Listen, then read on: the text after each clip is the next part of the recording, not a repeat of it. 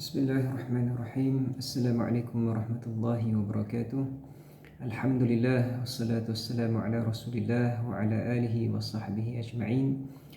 Sidang hadirin yang dirahmati Allah Subhanahu wa taala, bersyukur kita kepada Allah Subhanahu wa taala dapat diberikan pertemuan pada hari yang penuh keberkatan ini. Semoga Allah Subhanahu wa taala mengampunkan dosa-dosa kita, berikan keberkatan di atas amalan kebajikan kita, menerima segala ibadah kita, dan insya-Allah taala pada hari akhirat nanti Allah Subhanahu wa taala akan tempatkan kita ini bersama dengan para anbiya, para syuhada, para salihin fi jannatil ula, dalam syurga Allah Subhanahu wa taala yang maha tinggi, fi jannatil firdausi ala, insya-Allah taala. Amin.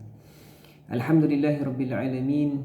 Bersyukur kita kepada Allah Subhanahu wa taala di atas limpahan kurnia-Nya dapat kita bertemu pada satu saat yang cukup keberkatan, yang sangat luas rahmat Allah Ta'ala ke atas kita. Mesti kita ucapkan Alhamdulillahirabbil alamin, kerana pada saat ini kita sudah berada pada fasa yang terakhir untuk menghadapi Ramadan al-Mubarak. Apabila datang sahaja peristiwa Isra wal Mi'raj an-Nabi sallallahu alaihi wasallam, itu menandakan kepada kita bahawasanya betapa hampirnya saat-saat kita ini akan menemui kekasih, dan juga masa yang sangat kita idam-idamkan, iaitu Ramadan al-Mubarak.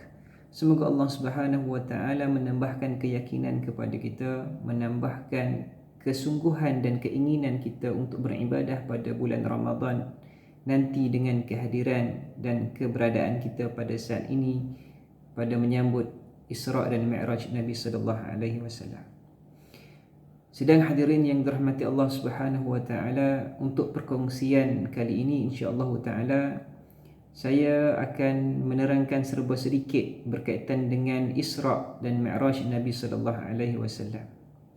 Mungkin perkara yang berkaitan dengan pendetailan, berkaitan dengan komponen dan kandungan peristiwa Nabi sallallahu alaihi wasallam menjalani Isra dan Mi'raj itu sering diucapkan oleh para penceramah, guru-guru, para ustaz, dan juga orang-orang yang memiliki kewibawaan dalam ilmu menceritakan hal tersebut.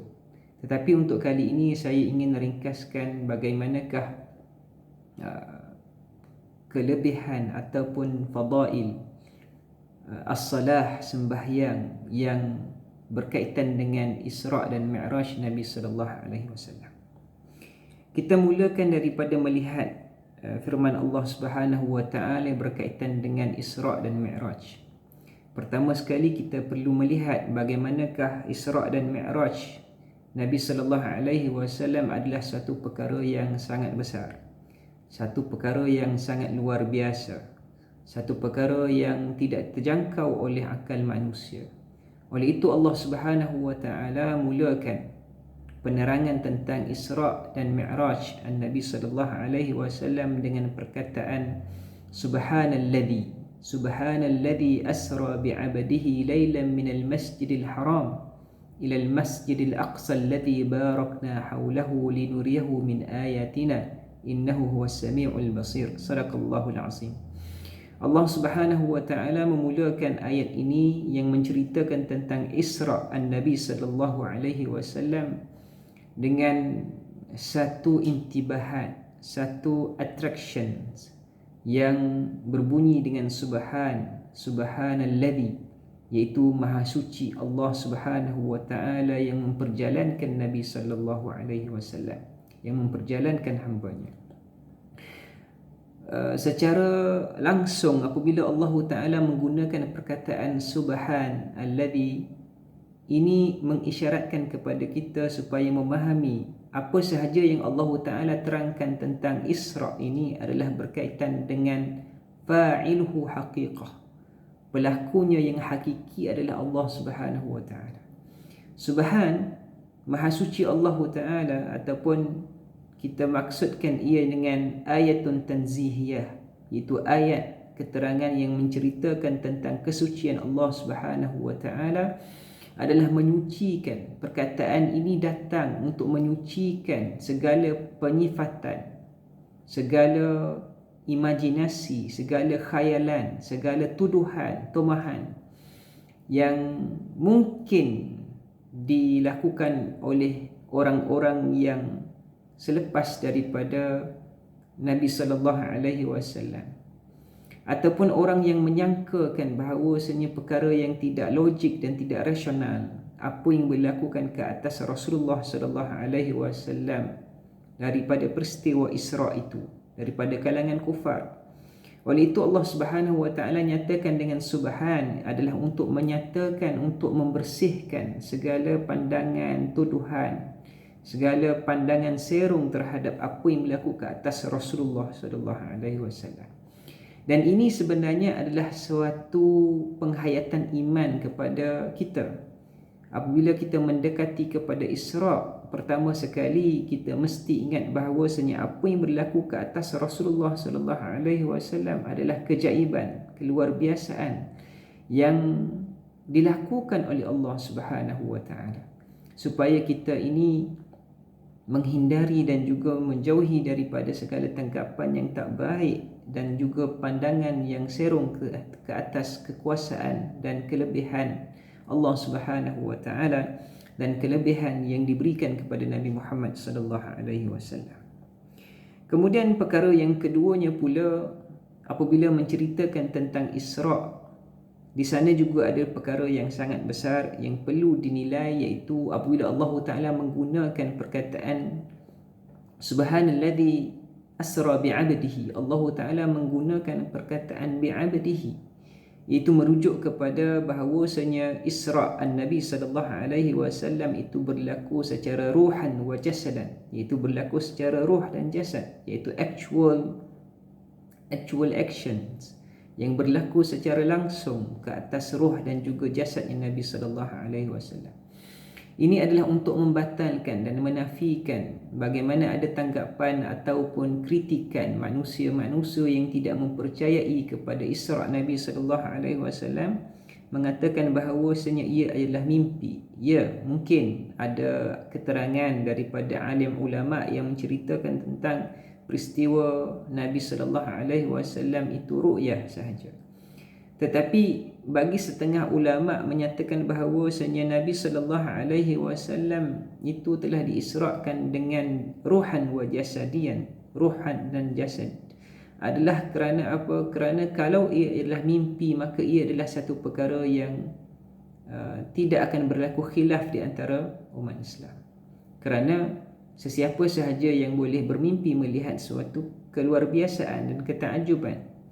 Tetapi apabila berlakunya khilaf, maka kembali kepada jumhur ataupun kepada kaul ulama yang muwafaqah bahawasanya keterangan Allah Ta'ala menceritakan bi'abdihi itu telah menunjukkan bahawasanya Nabi sallallahu alaihi wasallam diisrakan dengan ruh jasadan.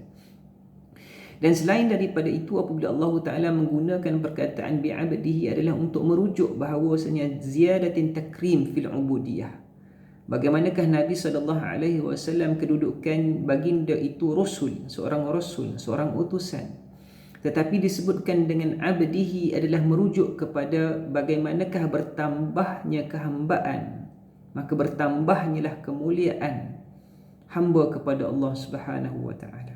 Kehambaan itu adalah merujuk kepada kemuliaan, bertambahnya kehambaan seorang nabi kepada Allah Taala, bertambahlah kemuliaan seorang nabi di sisi Allah Subhanahu wa taala. Bertambahnya kehambaan kita sebagai manusia yang biasa ini, orang Islam, kehambaan orang Islam kepada Allah Taala, maka bertambahlah kemuliaan kehambaan kita kepada Allah Subhanahu wa taala. Maka itu adalah essential, adalah basic, adalah landasan yang awal apabila bicarakan tentang manusia beribadah kepada Allah Subhanahu wa taala. Maka oleh yang demikian, apabila digunakan perkataan bi'abdihi adalah merujuk kepada kemuliaan seorang hamba Allah Ta'ala apabila dia mendekati kepada Allah Subhanahu wa ta'ala. Di antara perkara yang ketiga pula, menunjukkan kepada sya'nun azim, kepada perkara yang sangat besar berkaitan dengan Isra' ini, Allah Ta'ala menyebutkan tentang masjid, minal masjidil haram ilal masjidil aqsa barakna hawlahu. Allah Ta'ala menyebutkan tentang dua masjid yang agung, iaitu Masjidil Haram di Mekah dan Masjidil Aqsa di Palestin, menunjukkan bahawasanya ayat ini memang sebenarnya menceritakan tentang kelebihan umat Islam. Kerana apabila digunakan perkataan masjid, ianya adalah khas untuk orang Islam. Maka saksikanlah hadirin yang dirahmati Allah Subhanahu wa taala, apabila Isra' itu diceritakan, digambarkan oleh Allah Subhanahu wa taala, ianya bukan sahaja melibatkan Nabi sallallahu alaihi wasallam, bahkan juga melibatkan kita semua sebagai umat Nabi Muhammad sallallahu alaihi wasallam. Kaifa makanatuhu, bagaimanakah kedudukan masjid itu adalah tempatnya sangat mulia, bahkan disebutkan bahawasanya orang yang Islam sahaja memiliki tempat ibadah yang namanya masjid, iaitu Masjidil Aqsa wa Masjidil Haram, dan masjid-masjid yang lain adalah milik orang Islam semuanya. Kemudian Allah Ta'ala juga menyebutkan dengan sifat Allah Ta'ala, iaitu sifat Sami' dan sifat Basir, iaitu Allah Ta'ala Sami', iaitu Allah Ta'ala mendengar akan rintihan Nabi sallallahu alaihi wasallam ketika mana sebelumnya Isra' ini Nabi sallallahu alaihi wasallam telah kehilangan dua orang yang tercinta, iaitu Khadijah dan juga Abi Talib, bapa saudara Nabi sallallahu alaihi wasallam, dan Khadijah itu adalah isteri baginda Nabi sallallahu alaihi wasallam. Diceritakan bagaimanakah kedua-dua individu ini adalah orang yang sangat rapat dan orang yang sangat memberikan sokongan dan dukungan yang kuat ke atas baginda Nabi sallallahu alaihi wasallam. Dan Nabi sallallahu alaihi wasallam sangat menghargai dan mencintai kedua-duanya, sehingga kan pada saat Amul Hazn, iaitu tahun kesedihan, bagaimanakah Nabi sallallahu alaihi wasallam berdoa kepada Allah Taala tentang bagaimanakah keperitan, kesempitan yang dialami oleh baginda Nabi sallallahu alaihi wasallam. Dan Allah Taala menyebut Sami', dan kami mendengar apa yang dirintihkan oleh Nabi sallallahu alaihi wasallam. Dan Allah Taala menceritakan satu lagi sifat digandingkan dengan sifat Sami', iaitu Basir, iaitu Allah Taala melihat apa yang dilakukan oleh kaum musyrikin terhadap Rasulullah sallallahu alaihi wasallam. Hadirin yang dirahmati Allah Taala, secara keseluruhan ayat ini menggambarkan kepada kita bagaimanakah Allah Subhanahu wa taala menginginkan kita melakukan sesuatu yang sangat besar. Dan sebagaimana yang saya sebutkan daripada awal, sukacita saya ingin kaitkan Isra' dengan salat adalah ketika mana kita melihat bahawasanya Nabi sallallahu alaihi wasallam ketika mana diisra'kan dan dimi'rajkan, antara perkara yang diberikan khas kepada Nabi sallallahu alaihi wasallam adalah as-salah. Bahkan kalau kita melihat daripada awal lagi bahawasanya Allah Taala telah memberikan Allah Taala memberikan tanda-tanda bahawasanya ibadah salat itu adalah sangat istimewa, diberikan pada Isra' dan Mi'raj. Pertamanya adalah kita melihat bagaimana Allah Ta'ala menceritakan tentang abdihi. Allah Ta'ala menggunakan perkataan abdihi, iaitu kehambaan. Dan kita sudah mengetahui bahawasanya bagi umat Islam, kehambaan yang paling besar dilakukan kepada Allah Ta'ala adalah dalam salat. Tanda mereka itu hamba kepada Allah adalah dalam salat. Yang keduanya, Allah Ta'ala menceritakan tentang masjid, sebagaimana yang telah saya ungkapkan tadi, bahawasanya masjid adalah makan al-khasah, makan yang tempat yang khas untuk orang Islam beribadah kepada Allah Subhanahu wa taala. Dan yang ketiganya, Allah Taala menggunakan perkataan sami', iaitu Allah Taala mendengar. Allah Taala mendengar. Dan kita dapati bahawasanya dalam ta'rif as-salah disebutkan as-salah doa lil khair. Sembahyang itu ataupun salat itu adalah doa untuk kebaikan. Maka sidang hadirin yang dirahmati Allah Subhanahu wa taala, pada keterangan ayat Al-Quran ini sahaja kita sudah meyakini dan sudah mengenal pasti bagaimanakah kaitan Isra' Nabi sallallahu alaihi wasallam dengan as-salah. Seterusnya hadirin yang dirahmati Allah Subhanahu wa taala,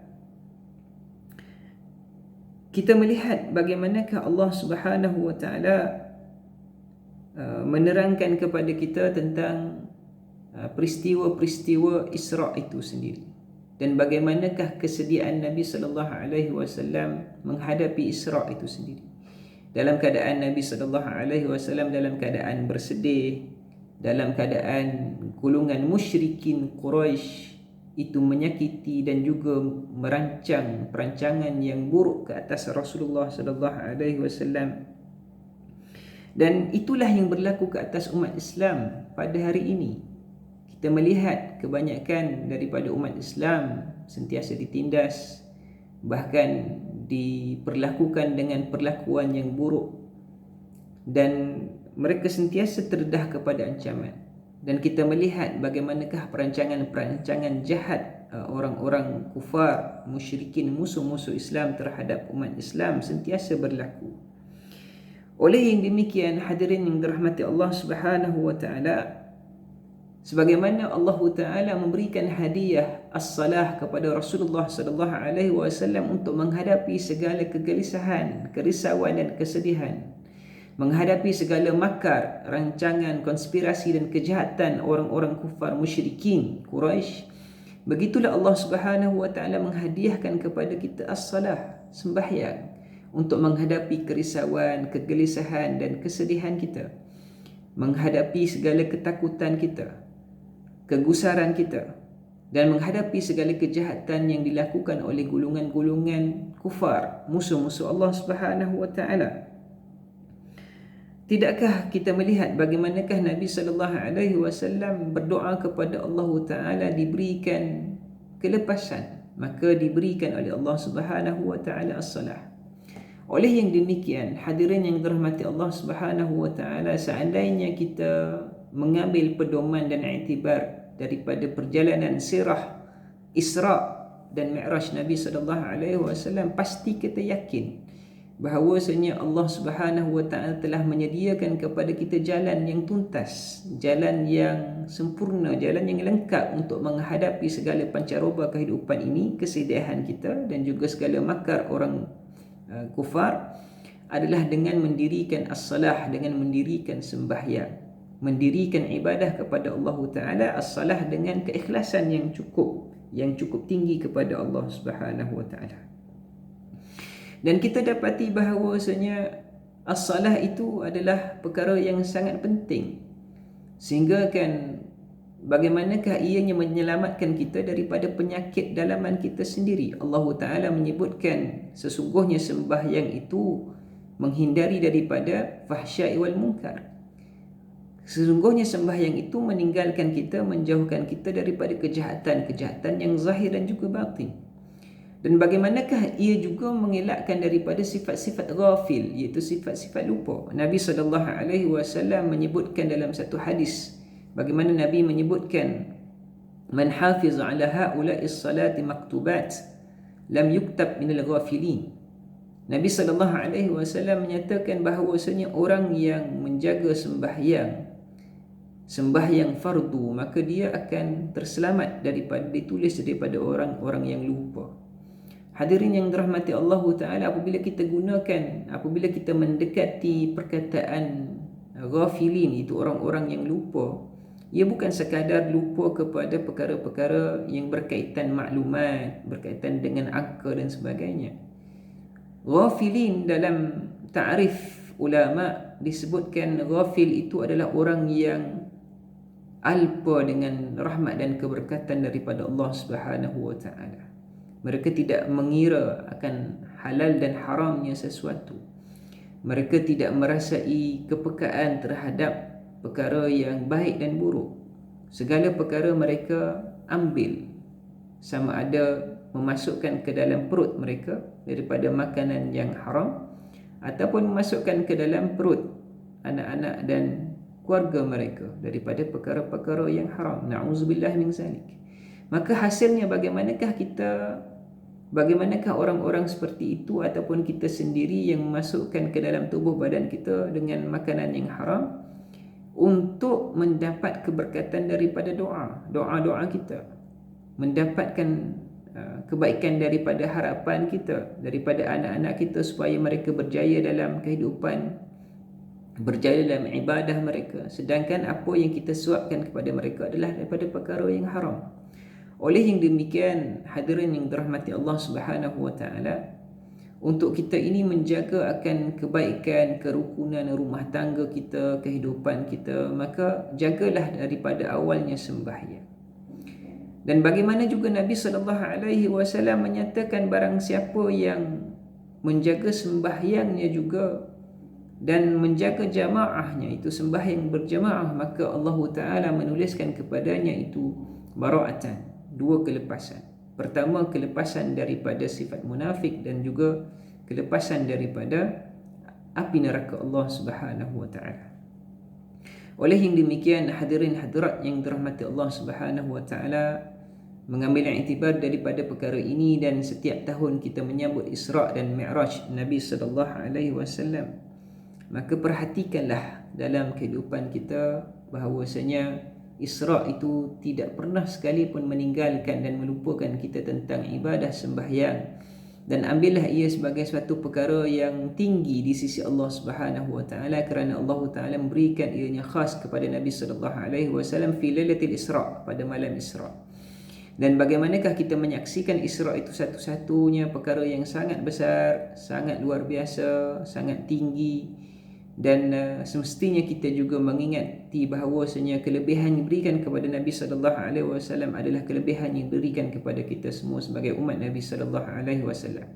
Naktafi bihadzal qadar, cukuplah sekadar ini sahaja untuk pertemuan kali ini. Saya ucapkan selamat beribadah kepada Allah Subhanahu wa taala, dan jangan lupa untuk berdoa kepada semua umat Islam dan selamatkan kita daripada wabak dan bala daripada Allah Ta'ala, dan pohon kepada Allah Subhanahu wa taala supaya kita dapat bertemu lagi pada medan ilmu, pada medan ibadah. Aqulu qawli hadza wa astaghfirullah li wa lakum. Wassalamu alaikum warahmatullahi wabarakatuh.